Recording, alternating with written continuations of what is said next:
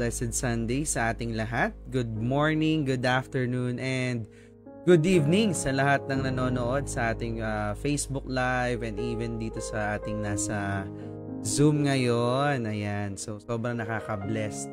It's another Sunday. It's another chance to begin the day or begin the week, no? Nakasama si Lord and syempre at matuto na naman tayo at mas makilala pa siya.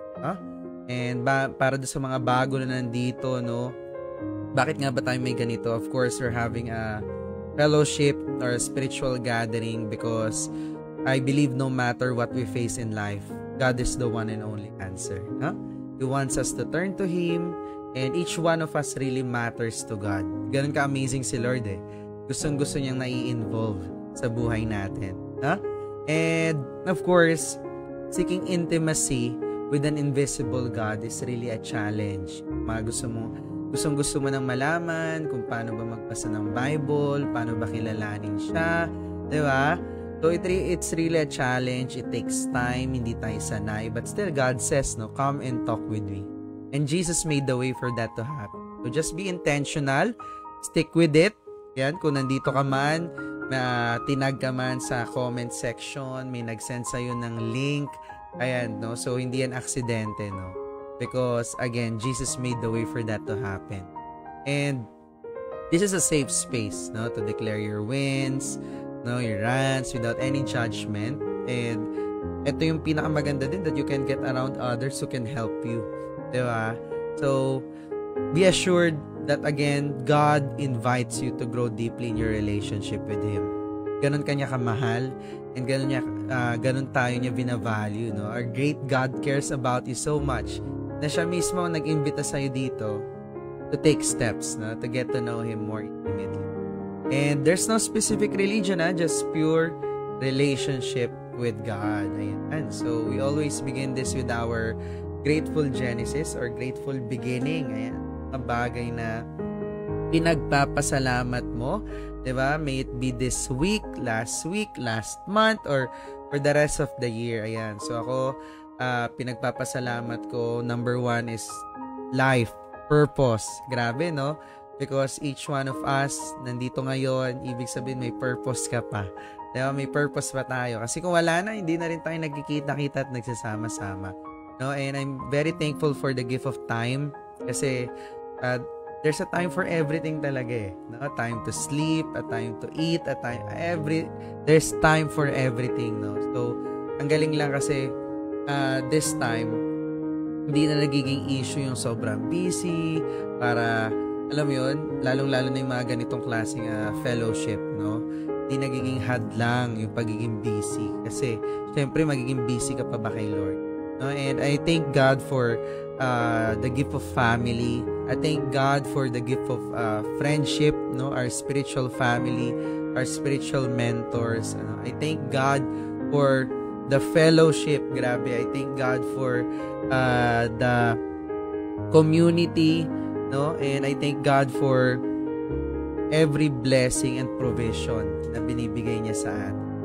Hindi lang financially, no? But provision in all aspects of our lives. Nakaka-bless kasi talagang literal, no? Your goodness of God is running after you, no? Hindi mo siya kailangan habulin, hindi mo siya kailangan, alam mo yun, kunin desperately because if your obedience to God, grabe, literal, God really provides. So, ayun lang, grabe, ang dami natin pinagpapasalamat, no? So, if you're someone na may gusto rin pasalamatan, you can comment down there sa ating comment section or dito sa ating chat, no? And of course, I thank God for online, no? Grabe, because of online or internet, meron tayong ganitong klaseng fellowship, no? Na kahit nasaan ka mang parte ng mundo, pwede mo pang i-replay, no? Pwede mong panoorin. And I thank God for our pastor, no? Despite na yung mga challenges and situations, nandito pa rin siya. And syempre, hindi ko na para patagalin pa our spiritual gathering entitled Be Discerning to be led by Pastor Ralph Dulman. Yan. Good evening po sa lahat. please bear with me, no? Naka-t-shirt lang ako kasi ano na ako parang ready na ako after this. It will be my rest time tonight, and praise God for this, no? I will be able to be with you kahit online po ito, no?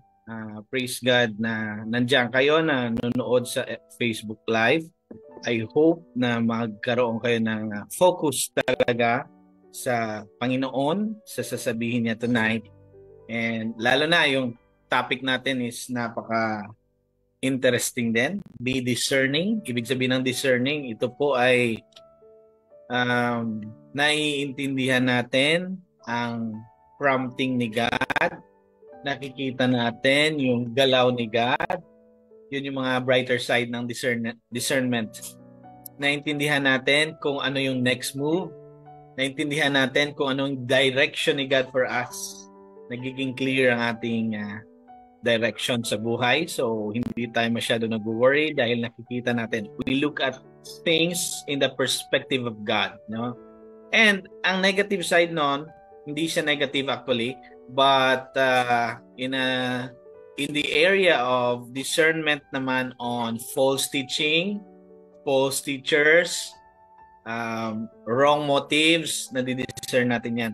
It's because the Holy Spirit is with us and is already in us, always working and giving us guidance and wisdom. Ang discernment po, sa totoo lang, ay para lang yun sa mga anak ng Diyos. Kung gusto mong magkaroon nito, syempre, tanggapin mo si Christ. Magkaroon ka ng relationship sa Kanya. Sabihin mo, Lord, gusto kong mag-submit sa'yo. Because you know what? Asking the Lord to be the master of your life is not just through words. Alam niyo ba yan? To believe in Jesus is not just like a deal na parang business na okay, Lawrence, ito deal tayo, ito ako sa iyo, mag-invest ng ganun-ganun. Alam mo, more than that, believing in Jesus is not by words. Believing in Jesus, the essence of that is making Jesus the Lord of your life, meaning you are willing to submit to all His command, to all His will. Ganun ang ating relasyon sa Panginoon. It's not just mere words. No. It's a matter of God reigning in our lives. And if God is reigning in your life, again, you will have this discernment. Sa mga followers ko, syempre, at friends ko sa Facebook, alam nyo this week na merong mainit na nakipag-chat sa akin. Syempre, post ko yun. Kailangan kong panindigan ang post ko. Kailangan ko ipaglaban ang katotohanan. Although kahit hindi ko ipaglaban ang katotohanan will stay the truth, no? Kahit hindi mo siya pansinin, truth will remain the truth. Kahit hindi mo siya ipilit, the truth will always be the truth, no? So, and alam ko rin, lately sa Facebook, sa social media, sa TikTok, ang daming mga wrong interpretations and preaching na kumakalat ngayon. Mas yun lang malungkot doon, mga tinatawag ding pastor, pero wrong ang pag-interpret ng Word of God. Paano mo malaman pastor na wrong? Again, because of discernment. And also, gamitan mo na lang ng common sense. Pag ang preaching nag-contradict sa kabuuan ng Bible, wrong teaching na yun. Okay? Yung kausap ko, pinipiga ko siya, hindi ko siya may kausap ako sa Facebook kung hindi siya agree that salvation is God's work. Hindi siya agree. Parang hindi niya matanggap na ang kaligtasan mo at kaligtasan ko ay gawain ng Diyos. So, ibig sabihin, anong gusto niyang parating? Na ang kaligtasan, meron din siyang ambag, which is wrong. Diba? And sabi ko nga, so ano yung stance mo? Kasi binabarrage mo ako ng maraming posts eh. Ano ba ang stance mo? Hindi niya pa binibitawan ang stance niya. Hanggang sa dulo, nung Friday, nakapag-chat siya ng stance niya. At malungkot, to make it simple, yung aming komplikadong usapan, actually siya lang yung komplikado, yung post ko, simple lang naman yon. For by grace, we are saved through faith, di ba? Pag sinabing by grace, may work ba yon? Kaninong work yon? By the grace of God eh. So, simple lang naman ang post ko, pinakomplikado niya. Pero kasi, ang stance niya pala, ito yon. Hindi siya naniniwala sa Trinity. Now, sinabi ni Jesus sa Bible, sa Matthew, make disciples. Go and make disciples. Baptize them in the name of what? In the name of the Father, of the Son, and of the Holy Spirit. Logic. Gamitin mo na lang logic mo. Bakit in the name of the Father, Son, and the Holy Spirit at gusto mong paniwalaan Father lang? Then, again, you are contradicting what is written in the Word of God. Be discerning. Intindihan niyo? Bakit kailangan natin maging discerning bilang Christians? Ang dami ang dami ng mga posts sa social media na akala mo tama, mali pala. Okay? Now, let's pray. Let's ask God for discernment. Panginoon, give us wisdom tonight so that we can understand your word for us tonight. In Jesus' name, amen and amen. Okay, let's go to Acts chapter 8, verse 26 to 40. No? Thank you, Ma'am Sheila. Ay po kay Ma'am Sheila. Hanggang ngayon, nagtatrabaho pa rin siya sa bahay, naghuhugas ng pinggan. Okay, salamat for doing my slides tonight. Now, we will read about the story of Philip and the eunuch. Now, sino nga si Philip? Sino si Philip? He is one of the disciples of Christ. Ano yung mga nagawa nga ni Philip? Nung feeding of 5,000, ano nangyari kay Philip? Siya yung disciple, only disciple, who was able to bring a boy who have 5 loaves and 2 fish. And itong 5 loaves and 2 fish, parang nagkaroon ng, yung boy mismo, inoffer niya kay Jesus. Si Philip ang naging middleman. Sabi niya, Jesus, meron ditong 5 tinapay, 2 isda. Sabi ng ibang disipulo, paano makakakain yung 5,000 na kalalakihan? Kasi isang meal lang yun eh. Meal lang ng bata yun or pwedeng meal yun ng family niya. Pwede, no? Pero si Philip, siya yung tipo ng disciple na magaling siya maghanap ng paraan at may initiative siya kahit walang resources, makakaproduce pa siya. Si Philip yun. Now, nung wala na si Jesus kasi na-resurrect na rise from the dead na si Jesus and nagpakita pa siya sa mga disciples niya for 40 days. After that, nag-ascend siya sa langit back to his throne.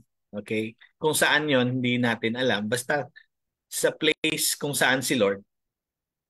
Now, si Philip at ang ibang mga disciples nagkaroon ng scattering na nangyari. Na-scatter sila. And as they were scattered, ang iba sa Israel, ang iba nakarating ng India, yung iba nakarating ng kung saan-saan.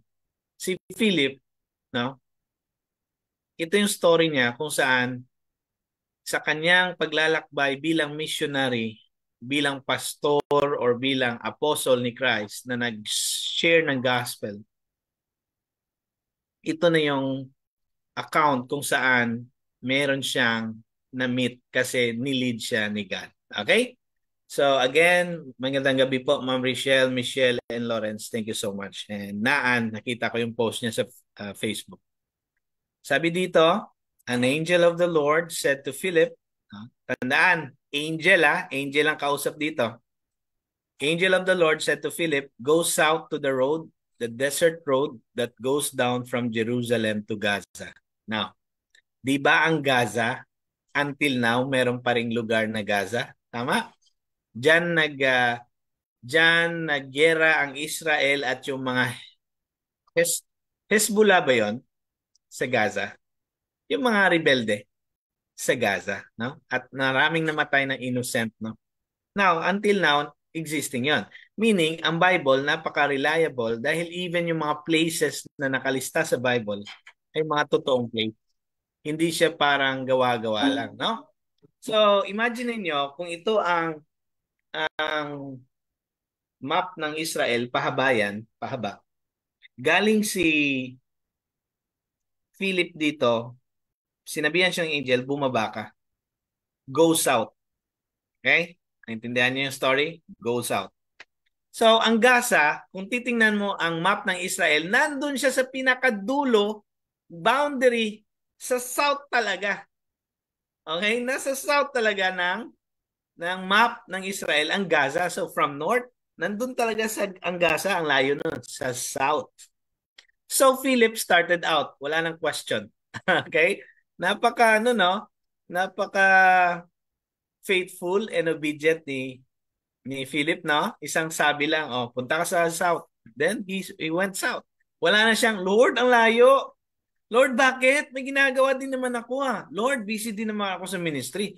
Bakit may another assignment ka na naman? Wala, no? Walang ganon. Obedience. So he started out. And on his way, he met paano nga i-pronounce ito? Ethiopian? Eunuch? Okay. Pag sinabing eunuch, ano ito? Yung kanilang organ, kinakat. Talagang ano ba tawag doon? Castrate. Kasi usually, mga right hand sila ng queen. Para maiwasan na mabuntis nilang queen or maging, ano tawag doon? Kung babae, mistress, yung lalaki, ano nga? Anong lalaki? So, ginagawa silang eunuch, ibig sabihin, wala na silang ganon. Kinakat yung kanilang private organ para hindi nga nila matouch ang queen. Lalo na ito siya, he is an important official in charge of all the treasury of the Kandake. Or sa ibang verse, Kandase. Okay? Whatever verse you're using, that's the same. Iba lang yung word. Which means Queen of Ethiopians. Okay. This man had gone to Jerusalem to worship. Okay. Believer din naman pala ito, yung eunuch na ito. And on his way home, pauwi na siya, he was sitting in his chariot reading the book of Isaiah the prophet. Now, if you have a possession of a Bible, which noon hindi pa book na Bible, kundi scrolls, ibig sabihin, ang dami mo talagang pera. Kasi, mahal po magkaroon ng copy of Bible. Kahit isang book, kahit yung Isaiah lang, mahabang scrolls yun or maraming scrolls yun. And thank you. Ang galing ng researcher natin. So, saan ang Gaza? Nasa baba. Saan siya galing? Go south to the road of the desert. Hindi ko makita eh. Walang Gaza sa... Nga, nandun. Sa Philistia, Askelon, Ashdod. Nakita mo? Nandun sa... No, galing. So, yan ang Gaza. Papunta siya dyan. Okay. Ayan, thank you. Yung red dot, nandyan yung Gaza. Ngayon, nakita niya ang eunuch, an important official. At pag sinabing eunuch, marami ka rin pera because you're serving the queen as treasurer. Ang patunay na marami siyang pera, meron siyang possession of Isaiah, the scroll of Isaiah. And bawat letra, pag meron ka ng kopya ng scroll, ang mga scribes na nagre-recopy ng scriptures, binabayaran sila per letter. So kung maraming verses ang Isaiah, sobrang mahal ng bayad ng magpa-recopy ng Isaiah. So meron siyang Bible or scroll, meron siyang chariot, no? Kabayo at karwahe. Yun yung pinaka-latest noon na sports car. Kung ngayon may mga sports car yung mga kasama nyo sa business, noon ang pinaka-latest at pinaka-high-end yung chariot. Okay? So maraming pera ito. So nag-worship siya, naka-chariot siya, and pauwi na siya ngayon. So ibig sabihin, believer siya. Pero anong meron? Kahit believer siya, anong nangyari dito? The Spirit told Philip. Kanina, an angel of the Lord. Naintindihan niyo sa verse 26. Ngayon, the Spirit of the Lord na. So magkaiba ang angel sa Spirit of God. Meaning, dito, si God na mismo. Okay? Kanina, inutusan lang ni God ang angel. Pakisabi kay Philip, this time si God na mismo. Bakit kaya, no? Na napakahalaga na si God na mismo yung mangusap kay Philip. It's because this is now about sharing the gospel to a person. No? Parang gusto ni God talaga na i-coach si Philip kung anong gagawin. So the Spirit told Philip, grabe no, si God. He told Philip, sabi niya, go to that chariot and stay near it. Now, kung ang chariot ay mabilis, sabihin na natin kahit 40 lang yung takbo nito or 30 kilometers per hour, mabilis po yung 30 kilometers per hour. Eh si Philip wala siyang chariot. Anong ginagawa niya? Habang yung chariot tumatakbo, si Philip nakapaalang yun. Tumatakbo yun. Mahirap sundan ang chariot. Pero sabi ni Lord, lapitan mo pa. Stay near it. Sabayan mo. Grabe ito yung totoong literal na sinasabi, run the extra mile. Yung mga kasabayan na do the extra mile, kahit pagod ka na, gawin mo pa rin. Alam mo, ako, to be honest with you, sabi ko nga kay Lawrence, gusto ko namang, mag-comfortable clothes lang, pwede nakaginito lang ako. Kasi, totoo naman eh. But you know what, when the Lord speaks to you, kahit medyo pagod ka, you have to do it. For sure, pagod to si Philip. Hindi madali makipagsabayan sa chariot. Sabihin na natin 30 kilometers per hour lang takbo ng kabayo. Ano yun? Matagal na yun, no? Tapos sinasabayan ni Philip takbo. Anong gagawin doon ni Philip? Ito yon sa verse 30. Then Philip ran up to the chariot and heard the man reading Isaiah the prophet. Habang tumatakbo si Philip, imagine niyo, disyerto ito, ang Gaza, tumatakbo, pawis na pawis, nakikinig, nakikiyosyoso siya kung ano yung binabasa ng eunuch. So sabi niya, do you understand what you are reading? Philip asked. Habang tumatakbo siya, itong eunuch, alam mo, sumagot din naman. Pero nakaupo siya sa chariot niya, parang wala siyang pake, no? How can I? Parang sinasabi niya, how can I understand it unless someone explain it to me? And so he invited Philip to come and sit with him. Pwede bang samahan mo ako dito sa chariot? Ako si Philip siguro, sasabihin ko, ay buti na isip mo yan. Kanina pa ako tumatakbo, kinakausap kita, hindi ka man lang naka-feel na kailangan kong sumakay actually ng chariot. And praise God, pinasakay niya sa chariot si Philip, di ba? Ang ganda, no? And sa 31, so nag-sit na si Philip kasama niya sa chariot. Habang nakasakay sila sa chariot, nag-Bible study sila. And this is the passage of scripture the eunuch was reading. Tiningnan din ni Philip kung anong binabasa niya. Ito yon. Ito yung scripture.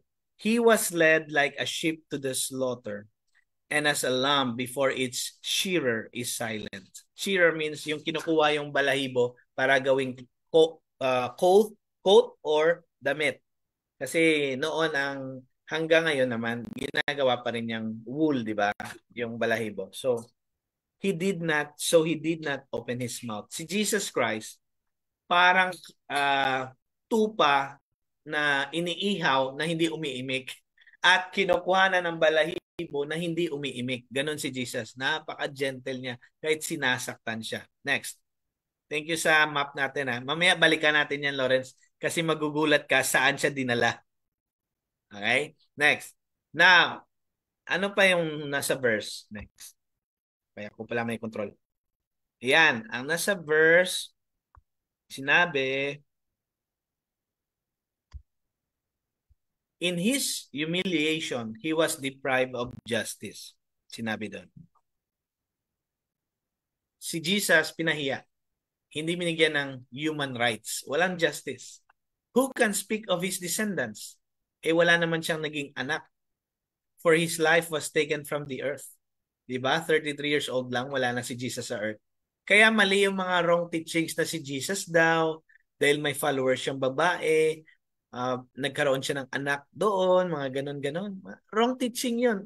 Basahin mo, wala nga siyang descendants in terms of physical eh.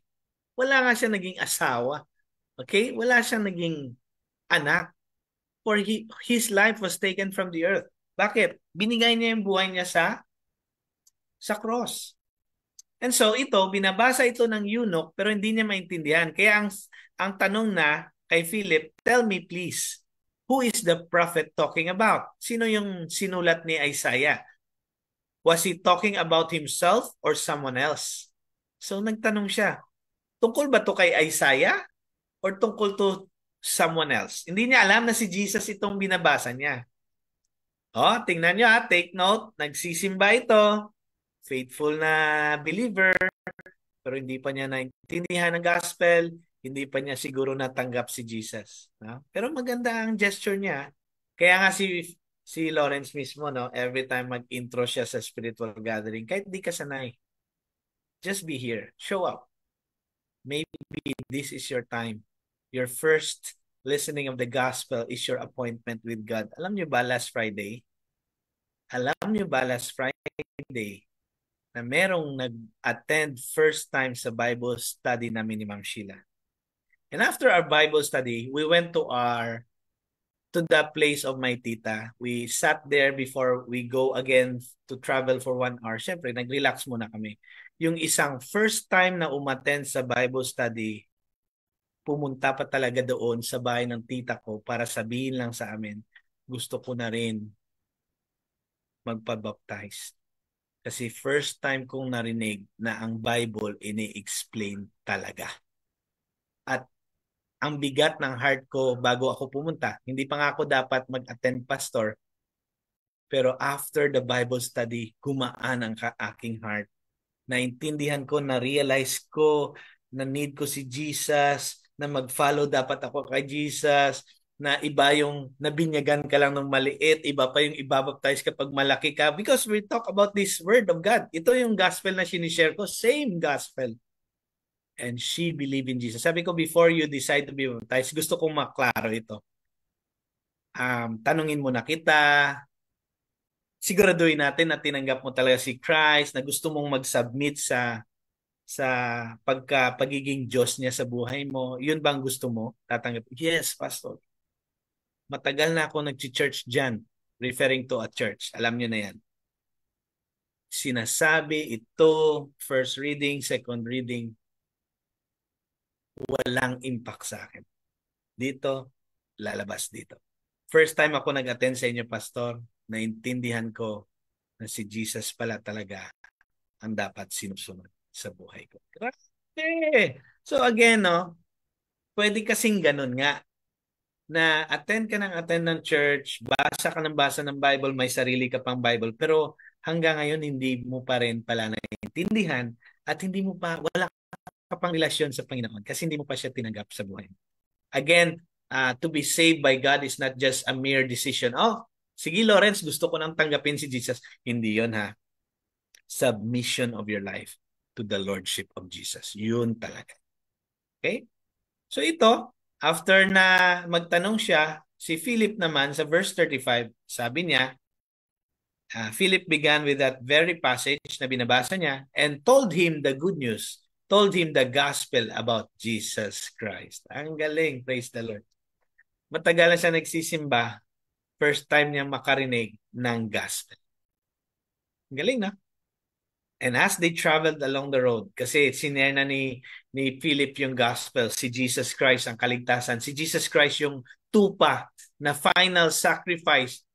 Kailangan niyang ibigay buhay niya for the forgiveness of our sins. Kaya tayo nagre-repent sa ating kasalanan. Kasi kailangan natin ang kapatawaran ng Panginoong Yesus. At kailangan natin ang kanyang kaligtasan na bibigay sa atin. Okay? Again, salvation is God's work. Wala tayong naiambag doon. Yes, after we believe, syempre we do good work. Do good works for the name of Jesus.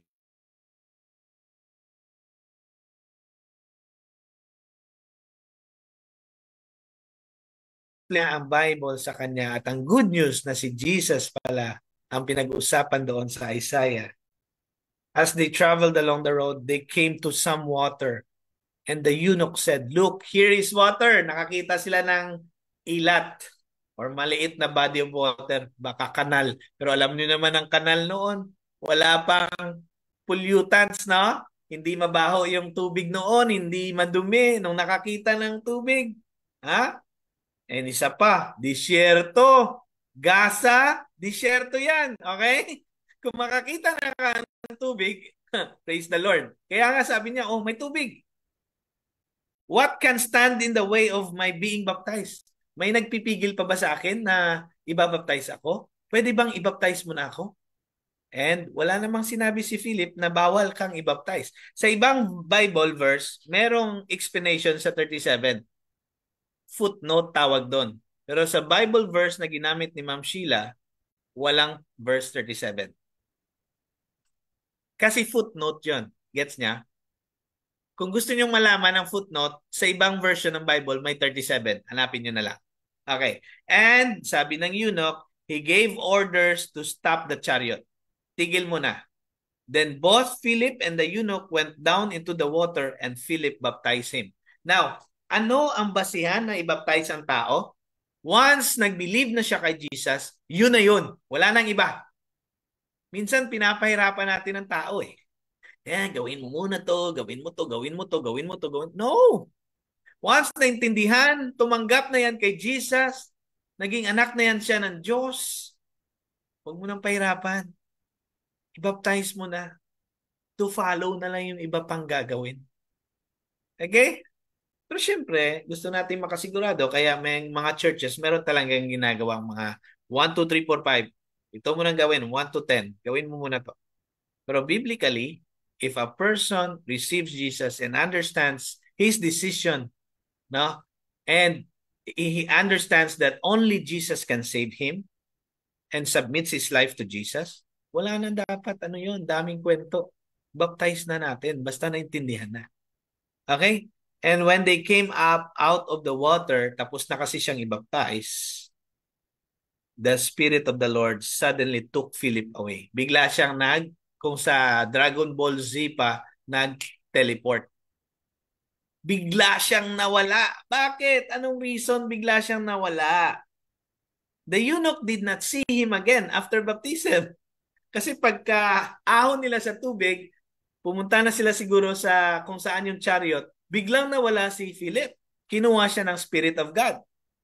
But, itong maganda, the eunuch went on his way rejoicing. Meron na siyang joy sa kanyang heart. Napansin niyo ba? If you are observing the scripture, kanina, pauwi na rin siya ng bahay niya eh. Galing simbahan, pauwi siya ng bahay niya. Ang kaibahan, wala pa siyang joy sa kanyang heart. This time, dahil tumanggap na siya kay Christ, nabaptize na siya, meron na siyang joy sa kanyang heart. Filled with joy. Yung ibang version, he went home rejoicing. He went home filled with joy. Dito naman, he went on his way rejoicing. Nakita niyo yung kaibahan? Ang taong wala pa sa Diyos, pwedeng simba-simba lang siya. Basa-basa ng Bible, pero hindi pa tumanggap sa Diyos. Hindi pa nag-commit. Walang joy yun. This time, tingnan nyo. He went home rejoicing. Kanina wala pa, di ba? Binasa natin sa unang mga talata. Walang joy sa heart niya. Tama? And baka sabihin ng iba, ano ngayon, pastor, kung walang joy sa heart ko? Alam mo ba ang joy ko? Ano magagawa ng joy sa buhay mo? Kahit may pagsubok sa buhay mo, if you have joy, you are not panicking. You are not worried. Kahit nangihina ka, you still go on. Magpahinga ka lang, rest, reset, then reimagine na naman anong gagawin ni Lord. Hindi puro work, work, work. No? Dapat may rest, mag-reset. No? I-unlearn mo yung mga alam mong hindi naman pala biblical. Puro lang yan tradisyon. Mga hindi naman pala yan agree sa Bible or contradicting sa turo ni Christ. Unlearn mo yun. Reset. Rest, reset, and reimagine kung ano ba talaga ang kalooban ni Lord. No? Ganon din naman sa ating buhay. Huwag ka mag-dwell sa success mo. Reset mo yan. Magpahinga, then reset mo yan. Huwag ka mag-dwell sa success mo. And mag-reimagine ka, ano na naman ang pinapagawa ni Lord sa'yo. Alam mo bakit na didepress yung mga artista? Kasi they hold on to their success. Alam niyo ba yon? Yung success nila kahapon, yung kasikatan nila kahapon, they try to hold it in their hearts. Hindi eh, tapos na yun eh. Dapat reset naman and reimagine kung anong magandang gawin. Di ba? Ganon din sa spiritual life. Always take time to rest. Then reset. Kung top 1 ka today, reset mo yan. Huwag ka mag-dwell sa top 1 mo. No? The next day will be another day. And just trust the Lord. Or top 10 ka or top 20. Reset. Huwag yung, palagi na lang ako top 50. Hindi talaga ako naka-top 1. No, reset. Mag-rest. Mag-reset. Then okay. Nakakita nyo si Elijah? Nagbiblip na naman ako. Parang Avengers. Okay. Elijah, after niya magkaroon ng magandang miracle sa saang mountain yon, na yung altar niya kahit basang-basa nagkaroon ng fire. 'Di ba successful siya doon? Pero after noon, kasi sabi ni Elijah, sino ngayon? Si Elijah sabi niya, patayin lahat ng false teachers ni Baal, pinatay. Nung nalaman ni Jezebel, sabi ni Jezebel, yung queen, asawa ni Ahab, papatayin ko rin si Elijah. Kung anong ginawa niya sa mga prophets ko, gagawin ko rin sa kanya. Alam niyo ginawa ni Elijah after that successful miracle? Tumakbo, walang tigil. Hanggang napagod, nagpahinga sa kuweba. At nung ginising siya ng angel, anong ginagawa mo dito? Di ba? Anong ginagawa mo dito? Sabi niya, ayoko na. Natakot siya kay Jezebel. Sabi niya, Lord, kunin mo na buhay ko. Ako na lang mag-isa ang prophet. Sabi ni Lord, huy, OA ka. May tinago akong ibang prophet sa ibang kuweba. Pinapakain ko palagi at pinapainom ko. Huwag kang OA. Hindi lang ikaw natira. Marami pa kayong prophet. Pero anong ginawa ni Lord sa kanya? Pinakain siya, pinatulog siya, pinakain siya, pinatulog siya, at kinausap. So hindi siya binakbakan ng scripture ni Lord na ito, verse sa Bible. No. Pinakain, pinatulog, at kinausap. Kanya now, lumabas ka na sa kuwebang ito. Meron pa tayong gagawin. Mag-appoint ka na ng kahalili mo, si Elisha. No? Minsan, when we dwell on our success, nadidepress tayo. Huwag tayo mag-dwell doon. Rest. After ng success, rest, reset, reimagine. Hindi yan sa akin galing ha. Nabasa ko lang din yan sa kay Francis Kong. Yung magaling na sa business na nagsasalita rin yan, si Francis Kong. It's not my original words, but to me, applicable siya, no? Na when we have success, huwag ka mag-dwell doon. Tingnan mo, nung balik tayo kay Philip, after baptism, kinuha siya agad. Di ba usually pag may binaptize ka as a pastor, syempre tuwang-tuwa ka, parang gusto mo, sana ganito palagi yung feeling of joy, no? Hindi. After success, kinuha agad siya. Bakit? Kinuha siya kasi transfer siya ni Lord. Kasi may mission pa siyang iba. Tingnan yung nangyari dito.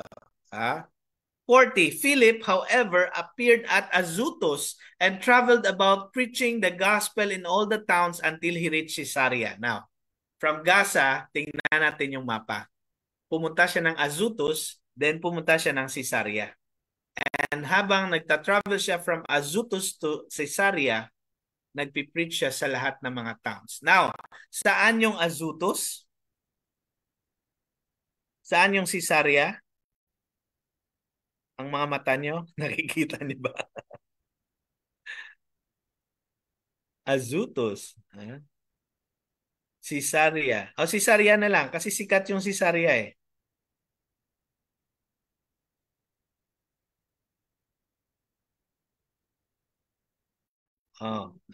Kita niyo yung mapa? Ang ganda kaya mag-aral ng mapa ng Israel.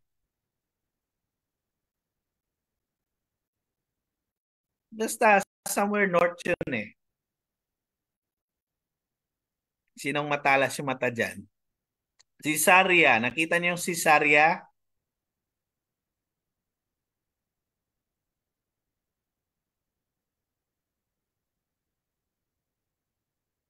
Oh, yan. Mas maganda yung ano mo ngayon. Sige, palakihan mo konti. Oy, nasa north nga yung Caesarea. Okay. From Gaza, dinala mo na siya sa Azotus. Then, pero instant yun ha, nawala siya after baptism, kinuha siya ni Lord, ng Spirit ni Lord, pinunta siya agad sa Azotus. Bakit? Merong mga taong naghihintay na i-share niya ang gospel doon. At papunta siya Caesarea, malayo yon. Gusto ni Lord mag-preach siya from Azotus to Caesarea. Nakita niya? The Lord will sometimes perform miracles in your life na hindi mo ma hindi mo maintindihan kung paano nangyari. Kasi pala meron siyang papagawa pa sa iyo. Okay? Yun na nga, he preached the gospel to hanggang papunta sa Caesarea, no? Wait hindi pa tong pinaka-north kasi may Nazareth pa pala, sorry. Pero again, papuntang north. I correct myself. Papuntang north yung Caesarea. From Gaza, pupunta pa north. Okay. So, ang lesson dito is this. Punta natin doon. 'Di ba? He was guided by an angel. Later, si Jesus, si God na mismo, ang Spirit of God na nag-guide sa kanya. So what can we learn from here? Number one, narinig nyo na tong mga truths na to, pero for sure, reminder to sa atin. Be ready and be faithful to respond to God's prompting. Pag pinaprompt ka ni Lord na gawin mo to, go south, go north, please, wag na mag-question. Gawin mo kahit mahirap. Tapos sabi pa, pagdating niya sa Gaza, tumakbo ka, sabayan mo yung chariot. Hindi madali yun. Okay ba yun? Nagsishare ka ng gospel, tumatakbo ka, Lawrence. Habang may nagja-jogging, sasabayan mo rin, Lawrence. Awkward kaya yun, di ba? But, pinapagawa sa'yo. Kahit awkward, gawin mo. Be ready. Always be ready and faithful in responding to God's prompting. Kahit it doesn't make sense. Again, paulit-ulit kong sasabihin sa inyo, okay din naman na kung mag-stay ako ng Las Piñas. Walang challenge. At least safe yung mga anak ko.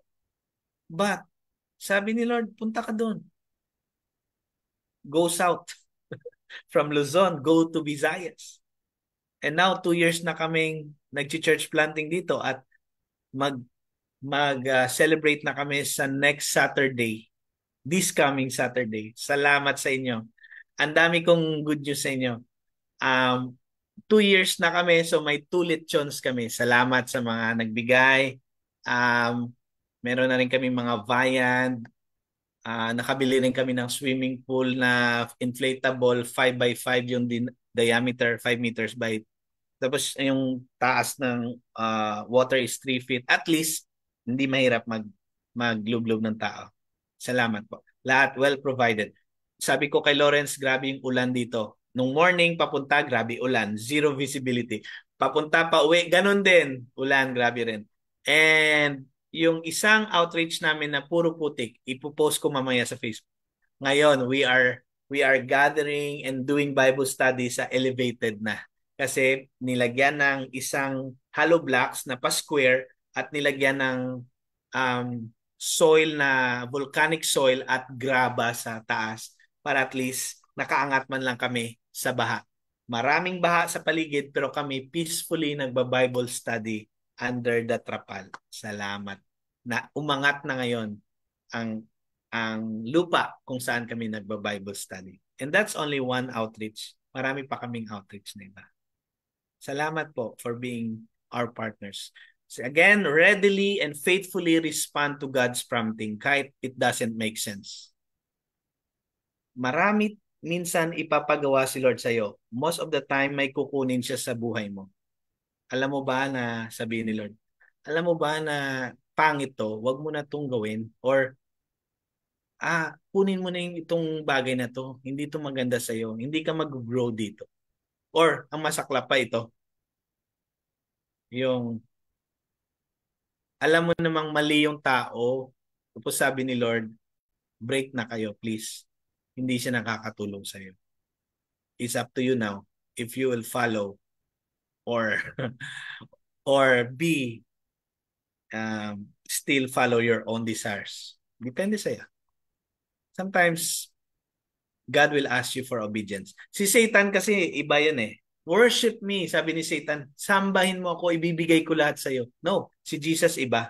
Si Jesus naman, iba siya. Si Satan, gagawin kang spoiled brat. Si Jesus, sambahin mo ako, sinasabi ni Jesus.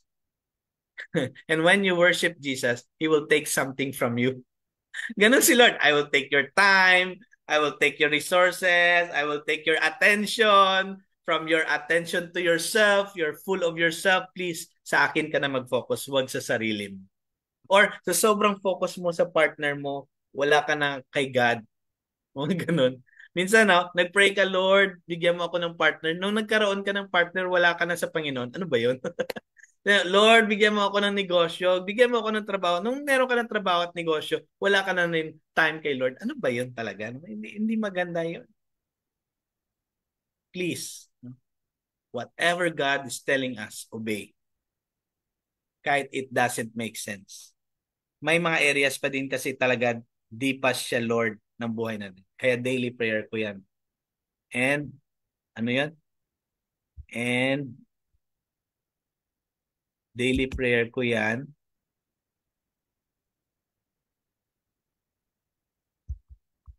Ano yung lugtong doon?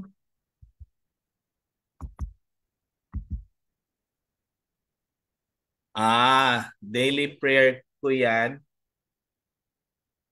Kaya daily prayer ko. Okay. Ito na yon, ito na yon, yung ating title, discernment. Bibigyan kanya ng discernment kung ano pa yung mga areas ng buhay natin na dapat i-give up natin.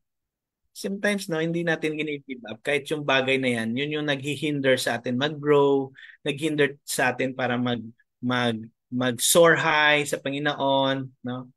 Parang feeling natin killjoy si Lord. Mali! He is the source of joy. Nakita niyo yung eunuch, kanina pauwi siya ng bahay, walang joy. Nagbabasa siya Bible, pero walang joy. Ito, this time, nung tinanggap niya na si Christ kasi naintindihan niya ang gospel ni Isaiah, explained by Philip, may joy na siya pauwi. Iba na ang buhay niya kay Kristo. Hindi na siya happy lang. Happy is based on happenings. Kapag wala ng happening, wala ka ng happiness. Joy is from within. It's from the Lord. It's not from you. It's the fruit of the Spirit. Na kahit hindi mo i-work out, basta ang Holy Spirit andyan, it will bear fruit of joy. Ang joy, hindi mo kailangan i-manipula. Ang happiness, mini-manipulate natin yun. Gusto kong gawin to para maging happy ako. Gusto kong gawin to sa kanya para maging happy din siya. Para pag happy siya, happy din ako. Wrong theology yun. Just rely on the Word of God. Just rely on the Spirit of God, because the Holy Spirit of God will bear the fruit of joy in your life. Joy, peace, love, whatever it is, patience, it's from the Holy Spirit.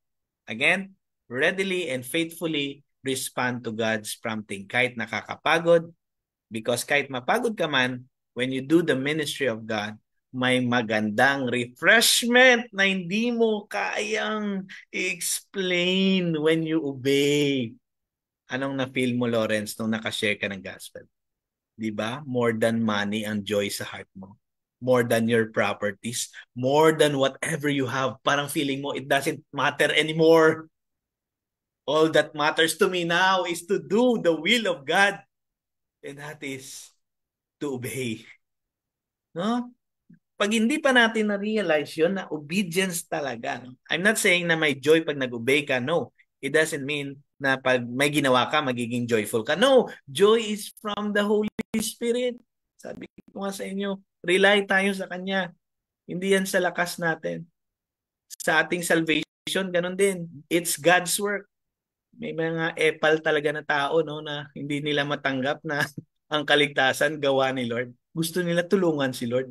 Ang galing. Sobrang galing nila. Kaya nga nag-post ako, Lawrence, sobrang mahangin. Nahawi yung wig ko. Yun. Connected yun sa mga taong sobrang mahangin. kulto naman pala ang paniniwala. Mali. Dinadaan ko na lang sa ganun kasi kung mag-focus din ako sa ganun, medyo mairita rin ako eh. Kaya doon tayo mag-focus sa mga taong nakikinig ng gospel. Huwag na tayo sa mga nag-a-argue. Wala namang nadala sa Panginoon yung argument niya eh. Mag-share ng gospel na lang tayo, masaya pa. Next, paano ba i-transfer sa number 2? Be filled by the Spirit of God and His Word. Pag filled ka ng Spirit, katulad ni Philip, alam mo ang galaw ni Lord. At pag alam mo ang galaw ni Lord, sinusundan mo lang. Sumusunod sa galaw ni Lord. Hindi sa galaw mo. Ano nga yung Rejoice ba yon? Shampoo? Alam mo, ang totoong magandang buhay, sumusunod sa galaw ni Lord. Hindi yung sumusunod sa galaw mo. Selfish yun.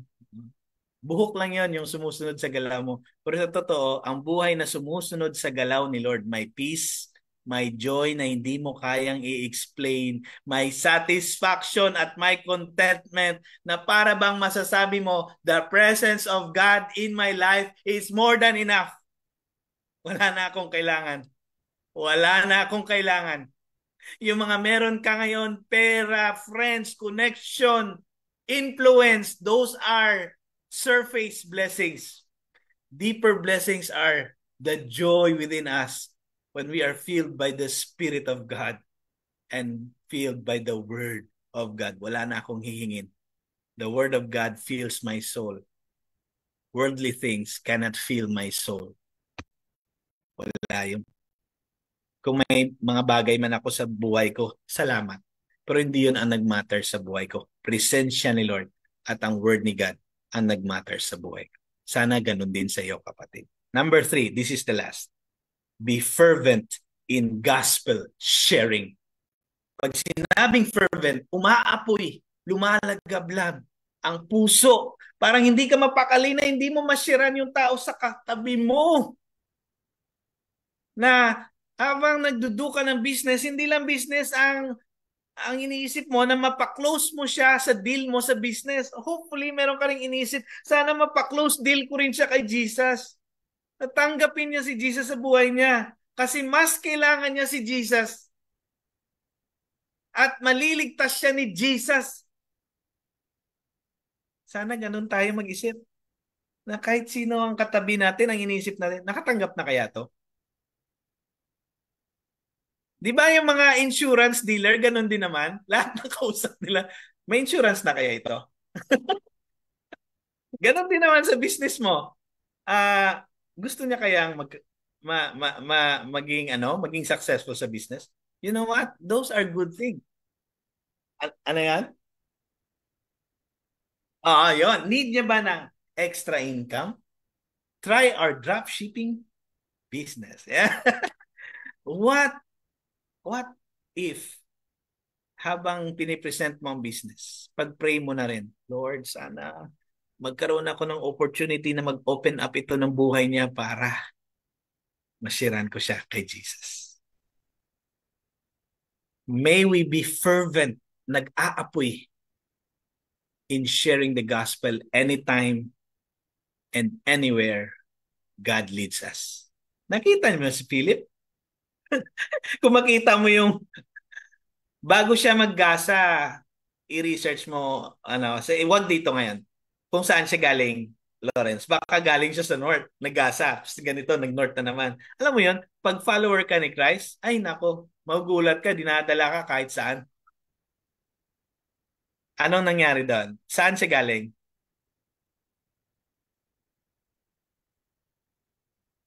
So, dito siya galing sa Samaria.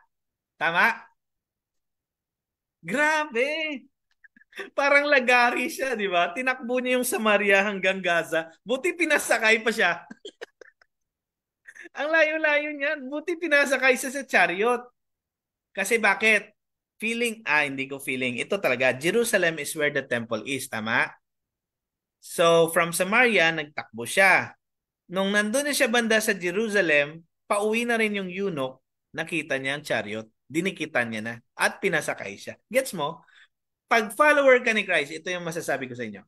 Pag follower ka ni Christ, nagugulat ka na lang saan ka dinadala para i-share si Jesus. Oh, alam niyo ba, saan ako galing? Bacolod. Nag-aral sa Mindanao, Zamboanga. Nag-intern sa Luzon. Nakapag-asawa ng Bicolana. Bumalik ulit ngayon sa Visayas. Ganon tayo. When we are servants of God, magugulat ka saan ka dinadala. Not just geographically, but even in other areas of life. Nagugulat ako. Noon, music lang ang gusto ko, Lawrence, sa church. Music, tugtog, youth ministry. Ngayon, iba na naman. Dinadala na ako ni Lord sa evangelism naman. Iba na. Hindi mo malaman eh. Akala ko hanggang music lang ako, Lawrence eh. Akala ko hanggang youth ministry lang ako ngayon. Kinakausap ko, 80 plus na tao, nagtatanong paano ma-save. Mga matatalinong tao, nagtatanong paano ma-save. Actually, ang sagot ko dyan, Lawrence, hindi paano eh. Because our salvation is not a process. Ang tanong dyan, sino? Sino ang makakaligtas sa'yo? And His name is Jesus Christ. No? Huwag tayo masyado sa paano ma-save ha? Kasi process yon, good works yon. Baka akala natin na save tayo sa paggawa nito ha. Ay, ginawa ko kasi to. Step 1, ginawa ko to. Step 2, yung process. Step 3, pupunta ako ng church atin. Step 4, dapat mag-serve ako sa church. No, hindi ka na save sa process.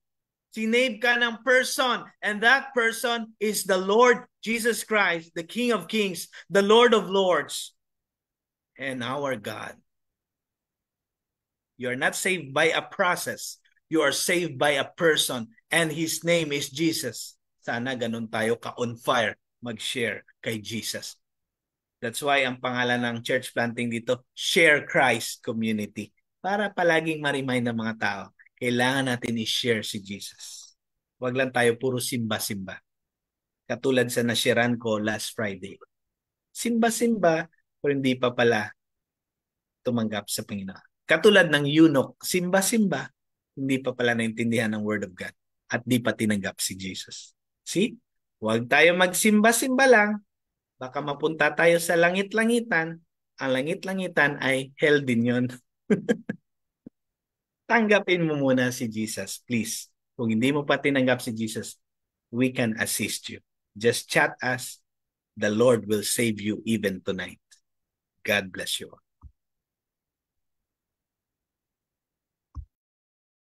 Ayan. Grabe.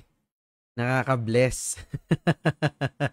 Ito yung mga talagang yung topic na talagang direkta, no? Simple pero direkta, no? And tama yun, no? Ako, napareflect din ako dun sa part na yun na every time na we're sharing Christ, of course, salvation, paano ba tayo maliligtas, no? And there are those people that accepted Christ already. No, yun nga lang, nawawalan siya ng follow through eh. No, na parang inaccept ko na, yes, ligtas na ako, but nawala na, parang naputol doon, no, na hindi mo na kinilala or hindi mo na sinik.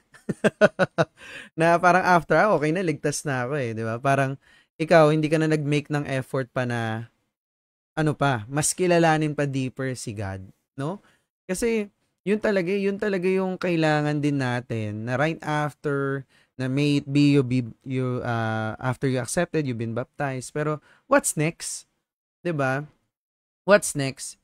'Di ba? Kasi again, as a starting point, una i-evaluate mo na naniniwala nga ba ako na walang ibang way para ma-save ako?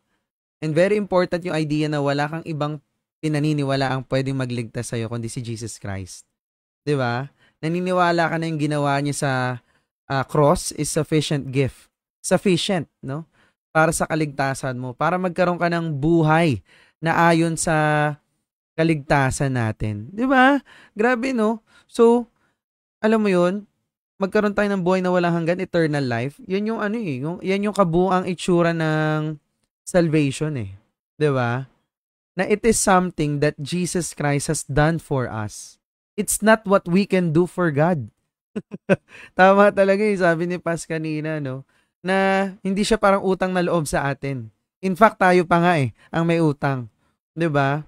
And it has nothing to do with any religion. no, na that you got involved with.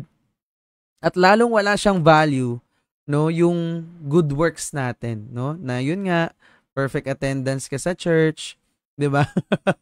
Or alam mo yun, nagbibigay ka sa mahirap, nagcha-charity ka. No, definitely not, 'di ba? Kasi again, it's not what we can do for God, eh. 'Di ba? And parang yung sinabi niya, 'di ba, yung do sa for by grace you have been saved. 'Di ba? Ano sabi sa verse 10? Yung good works ganito siya. Sabi daw, kung sa tingin mo, yun yung ipangbabayad mo para sa salvation mo or kaligtasan mo, alam mo kung anong tingin sa kanya ni God? Ang tingin sa kanya ni God, basahan, no? Pero yung good works na gagawin mo kapag ikaw ay ligtas na after you accepted Christ, 'di ba? Ibig sabihin ikaw ay binago na ng Panginoon. Yung good works na yon, gagawin mo siya kasi pinagkaloob siya sa iyo. O 'di ba? Again, hindi dahil sa iyo. Pinagkaloob siya sa iyo. Kasi ultimately, anyone who is saved, anyone who is a new creation, ang design na sa kanya ay gumawa ng mabuti. 'Di ba? Hindi gumawa pa ng masama.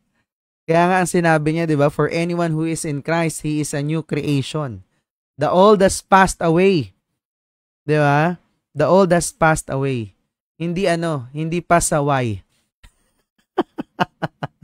'Di ba? Ibig sabihin namatay na siya. Tapos mamumuhay ka na dun sa bagong relationship mo with Christ. 'Di ba? Now, ang resulta nun is that you will receive your salvation. Kaya, dapat hindi ka nagsa-stop dun sa, yes, na-accept ko na si Christ. Thank you, Lord. Pero what's next? 'Di ba? So, dapat continuously seeking ka eh. 'Di ba? Na yung good works will continue on your life.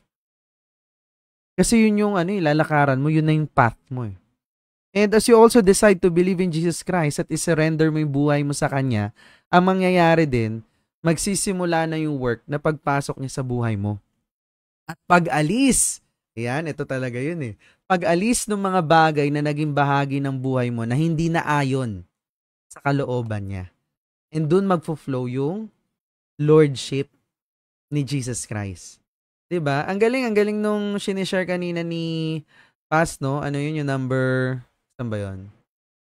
Ayun, no? Be filled by the Spirit of God and His Word. Ayan, and respond, no? Respond in God's... Kasi discernment, yan eh. 'Di ba spiritual gift yan, Paz? Discernment, no? So, sabi nga, nagsisearch ako kanina sa Google eh. Pag Wisdom, gift ng Lord yan, wisdom natin yan, pero galing sa Kanya. So that we can understand His Word, His will, and we can also discern kung ano yung mga evil motives ng mga kausap natin. Na kahit di natin sila kilala, alam natin. Iba yung pakay dito. Tama, no? So parang yung kung may malis ba, 'di ba? Yun yung mga yung parang yung dati ang tawag mo doon gut feeling eh, 'di ba? This time discernment na kasi may Holy Spirit ka na eh, 'di ba? So ang galing lang nun parang nakarelate ako doon eh, yung pinahihiwalay ka, yung tinanong ko na kay Paz yun dati kasi nga dati meron akong crush, no? Or meron akong gusto, no? Pero sabi ko, paano mo ba malalaman kung siya na ba talaga? Di ba? Ayun yung mga common question eh, di ba? Ayun, para sa mga single dyan, di ba? Paano mo ba malalaman kung siya na talaga? Di ba? So, sabi nga ni Paz na, again, number 1, follower ba siya? Believer and follower ba siya ni Jesus Christ? O, di ba? So, pag doon pa lang, bagsak na, next na agad, hindi ipipilit mo pa. Kasi pag pinilit mo, ayos lang naman. Pero, may consequence yun. Babaguhin ko naman siya eh. Parang ikaw na si Lord. Oo nga, yun no. So, nagkakaroon na agad ng error doon, no, na hindi, babaguhin ko siya. Ako magpapakilala sa kanya kay Lord. Yan yung mga common. Grabe, yan, deception yan ng enemy. 'Di ba? So, doon pa lang sa part na yun eh. Tapos pangalawa, sabi ni Paz, i-declare mo yung plans mo sa kanya. 'Di ba? Na yung kung hindi man pa siya believer and follower, syempre nandun na tayo eh. 'Di ba? So, i-declare mo yung plans mo sa kanya. 'Di ba? Now, kung magre-respond siya, then go. If hindi talaga. 'Di ba? So, doon papasok yung discernment, 'di ba? Kumbaga parang siya eh. Super upgraded, level up, power up version ng common sense. no? So, yun talaga, no? Yun yung mga prompting na binibigay ni Lord na, again, wag mo na ipilit. 'Di ba?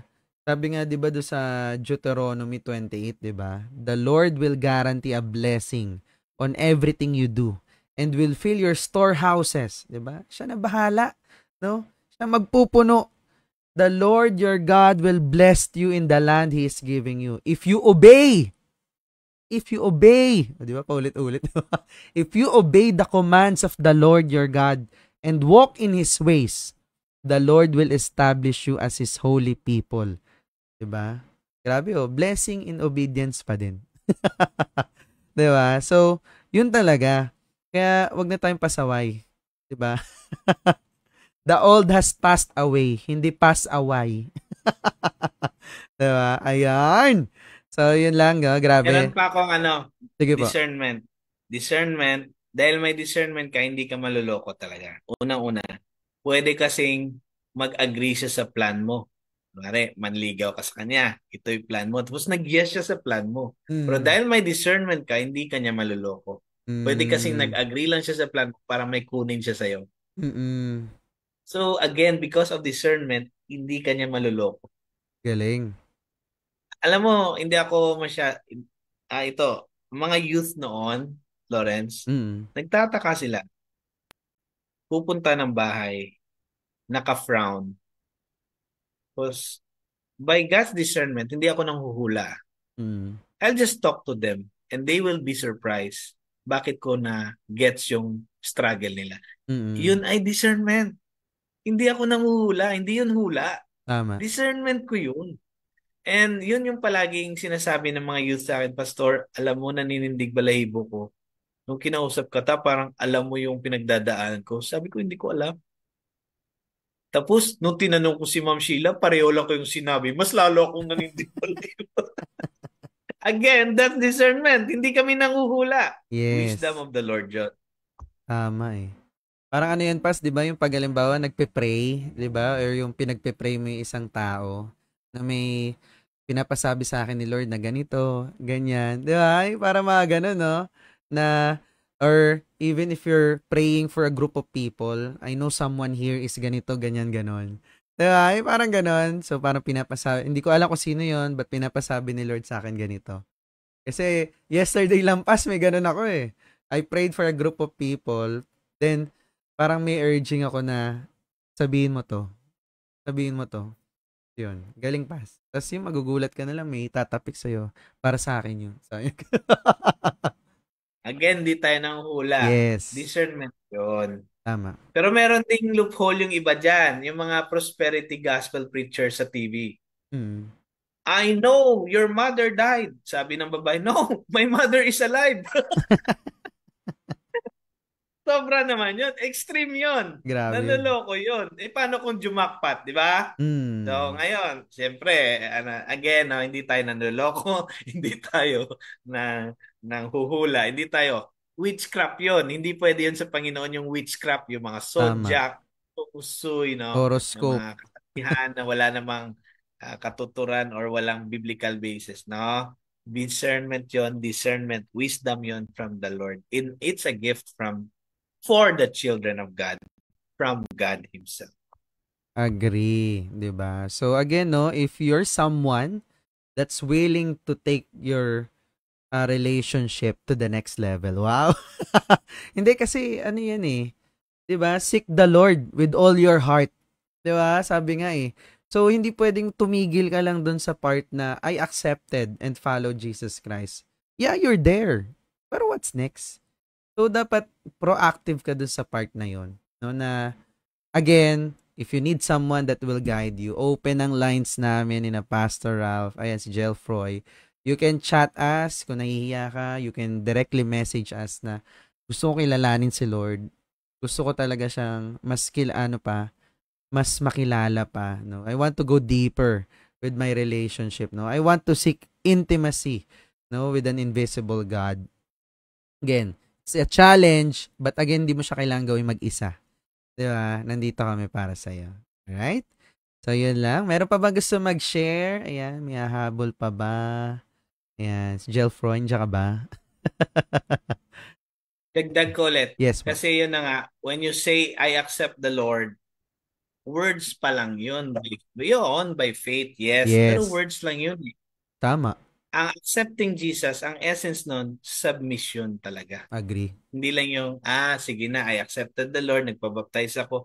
After nun, makikita buhay mo, hindi ka pa rin nag-submit eh. Tama. Wala yun. Walang power dun. Wala. Hindi mo ma-experience yung power ni Lord, yung presence ni Lord. Wala yun. Parang naging good boy ka lang na Mm. nasanay sa church.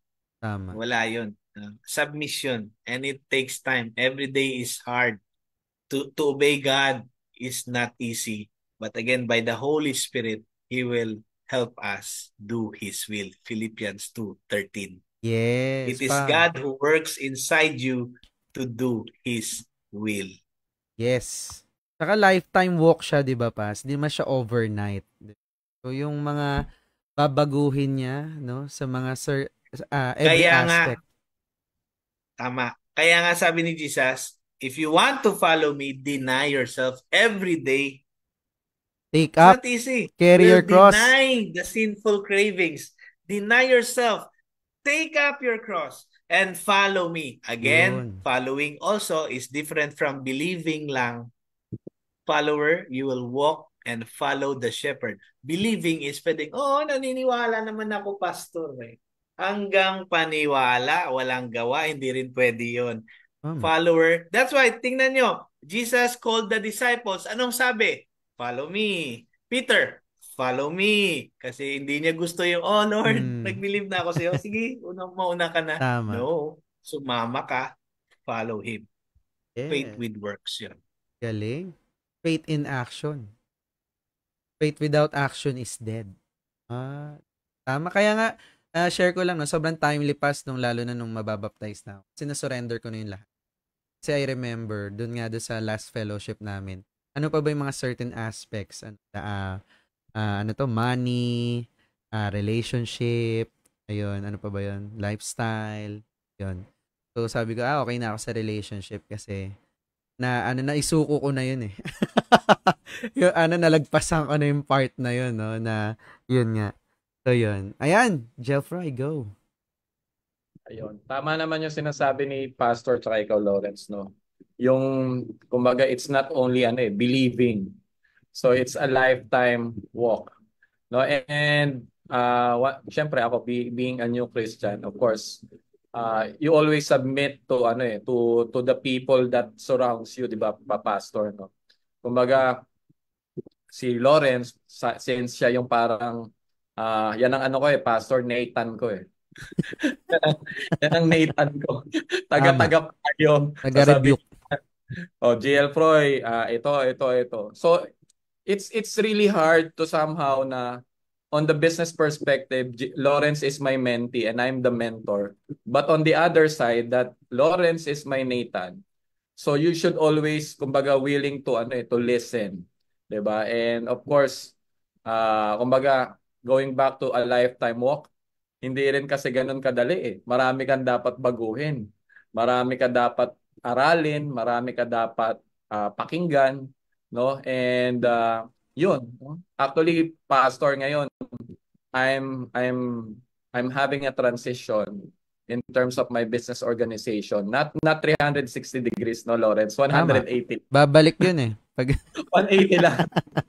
No, 180 lang. So, Pastor Rat, sobrang nakaka-amaze lang si Lord as I share kanina sa Victory Group namin na when you believe and at the same time, no, kumbaga follow Jesus, no, kumbaga you submit yourself.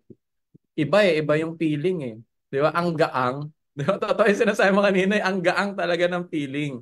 And at the same time, no, kumbaga marami ka ring nabe-bless, no? So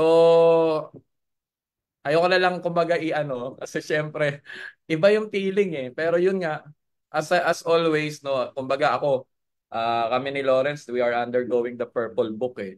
Yes. So alam, pagka imagine this is 12 chapters. No, kumbaga naiintindihan mo yung ngayon mas naiintindihan mo yung bawat Bible verse, para saan ba yan. Dati, honestly, pastor, hindi man ako marunong magbasa ng Bible eh. Alam ni Lawrence yan.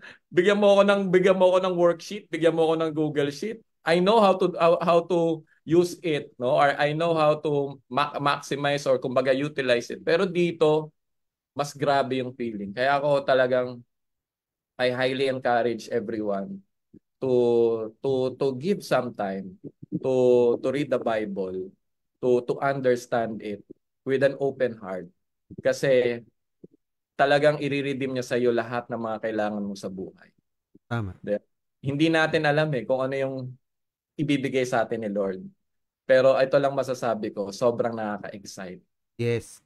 Habang you submit yourself to the lordship of Jesus Christ. No, grabe. Sobrang grateful lang to all the people that really surrounds me on this journey, no. This is a lifetime journey. No. Once you start it, you commit on it. Di ba, Pastor? So I really want to thank, of course, Pastor Ralph, Pastor Angelo, Pastor Rodel, of course, Lawrence being my brother in Christ, my sister as well. So lahat ng nasa environment mo, and nakaka-excite, no? As July 29, Lawrence comes around, Yes. mas ako na-excite. Kasi Pastor Ralph, I will be leading the devotion for the basketball community ng Victory Yes. here sa Dasma. So, sabi ni Pastor Angelo, ikaw mamili ng topic mo kung ano yung gusto mo. Sabi ko, ang dami nun.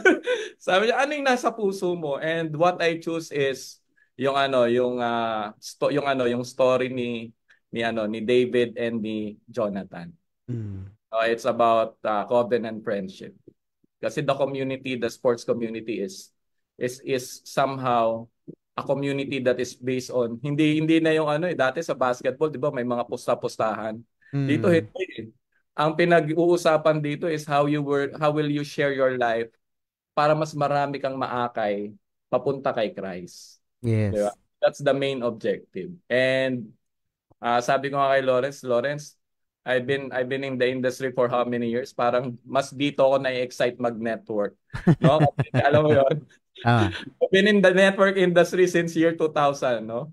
And eto walang monetary return eh. Pero yung spiritual, yung tinatawag, Lawrence, na meron dito yan eh. Just i-read ko lang yung tinatawag na, saan ba yung verse? In other words, ano po yan eh? In other words, eternal fruit. Exactly. Eternal fruits that will last. Yung mga ginagawa natin, yun yung pinaka na eternal fruits. Na later, may reward pa from Christ. Tama, Pastor. May reward pa. Yun yung nakaka-amaze, no? You don't need to expect na, oh Lord, nag-o-obey na ako sa iyo. Oh, anong kapalit nito? Walang gano. 'Di ba? Kasi again, you serve the Lord with open heart. You serve the Lord with willingness, 'di ba? So walang ganun, no? Kumbaga, kung ikaw humataw, ang kapalit kikita ka. Dito hindi. Pag ikaw humataw para kay Lord, ang kapalit nun eternal life. Diba? Yes. And for the glory of Jesus, yun ginagawa natin. Yes. And besides, when Jesus talk about the rewards, yun ay face-to-face na kayong dalawa. Tama. He will come again. He will come again to reward His own. Grabe. Kaya don't ever say, Lord, gusto ko na ng reward. Oy, face-to-face na yun. Sabihin mo, gusto mo ba? Gusto mo ba? Gusto mo mauna? Sige. Just do it for the glory of God. Okay? Yung makita mo yung isang tao tumanggap sa Panginoon, yung family mo, yung loved ones mo, hindi mabayaran ng joy sa puso mo. Yes. Kaya last Friday, may tumanggap na naman.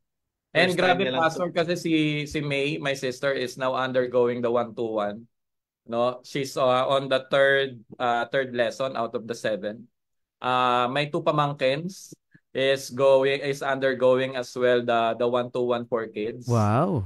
So, grabe lang, 'di ba? So, even my mom, no, not for anything, no, she went, syempre ang parents natin, iba kasi yung belief niyan eh, 'di ba? Mahihiin eh.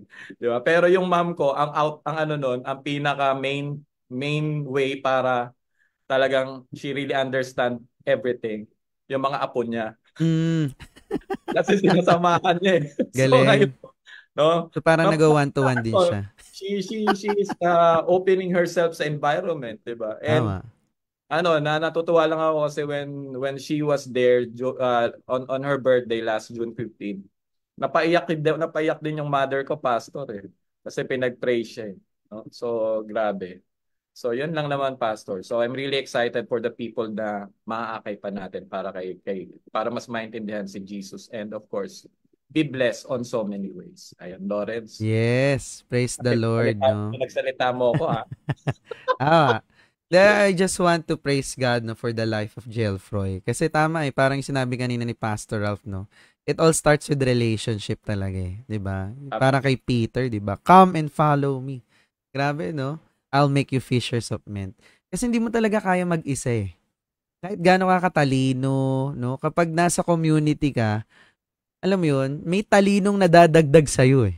'Di ba? So ang tawag doon collective wisdom. Na may mga angle ng buhay natin na hindi natin nakikita. May mga bagay sa mundo na hindi natin alam. But when we surround ourselves, no? You involve yourself with people of believers, it helps you para mas manorish, mag-grow, dumami pa yung kaalaman mo, no? Ang ganda din noon kasi when you're with a group of believers, people are praying for you. 'Di ba? Ako dati kasi nung Catholic pa ako, hindi ko na-appreciate 'yun eh. I prayed for you. Okay, thank you. Pero yun pala yung pinakamasarap na part, that people are praying for you. 'Di ba? Grabe. Yung tipong isang chat ka lang, uy, pa-pray naman ako, ganito. Uy, pasama naman ako sa prayers nyo kasi ganito. Prayer works talaga eh. 'Di ba? At the same time, you have people you call encouragers. 'Di ba? Na every time na gusto mo nang sumuko, may sasalo sa'yo. Sabi sa'yo, uy, kaya mo yan. Uy, I'm praying for you. Alam mo yung mga ganon? Parang ano lang yan eh, di ba? O, ito, gas-gas na kwento na to eh. Parang isang kabang bigas. Kapag binuhat mo mag-isa, mabigat. Pero pag madami kayo, magaan. Di ba? So, that's accountability. Di ba? Talagang wag ka magsosolo kasi galaw ng enemy yan eh. Di ba? Na every time, pag nakahiwalay ka, no? Parang sinasabi mo, pag nanakaw, nakawan mo ko. Di ba? Ganun na nangyari pag nag-iisa ka eh. No? Pasok ka sa bahay ko, magnanakaw. Madaming pwedeng nakawin. So, wag ka magsosolo. Di ba? Yun talaga yun. Ayan, grabe, nakaka-bless, no? Ayan, may mga nagko-comment at nagchat-chat na nakaka-bless, nakaka-relate. Yun, grabe yarn. So again, don't hesitate to message us if you need guidance and you want to start your walk with God, no? All right, back to you, Pas. Okay, so again, salamat for this. Isa pa sa napansin ko, ayun na nga sa nangyari sa akin last week na may, sabihin na natin, may nag-argue sa akin sa Facebook. Masasabi ko lang, no, yung mga ganun klaseng tao, alam mo yung common denominator nila. Meron na akong kilala sa buhay ko na 3 ganun ang mind. Yun yung pinakabago.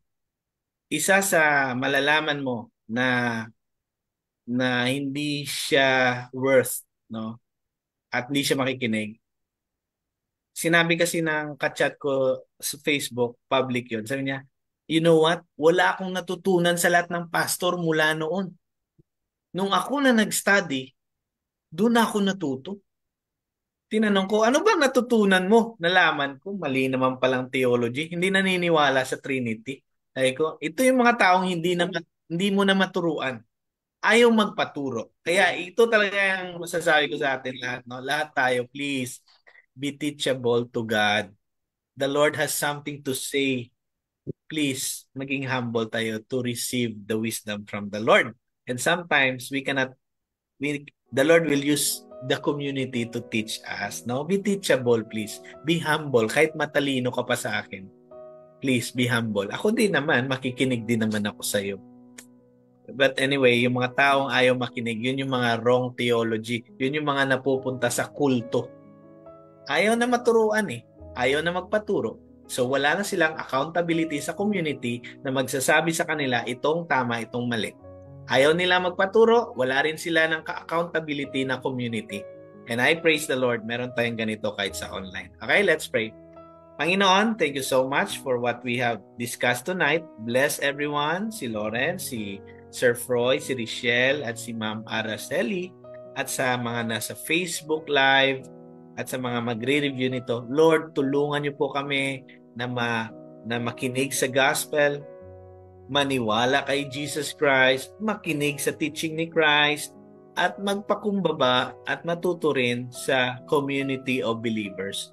Kasi marami ring mga times na kami rin dapat matuto. And so we have to be humble enough to say, yes, I want to learn, I want to listen, I want to be enlightened. So Lord, give us that heart so that we will have a discernment, we will have wisdom that we can use, na kung merong attack of the enemy, we will know it in advance because you will guide us. Kung merong mga wrong motives sa mga circles namin, we will know it because may discernment kami. So thank you, God, for giving us wisdom through the Holy Spirit.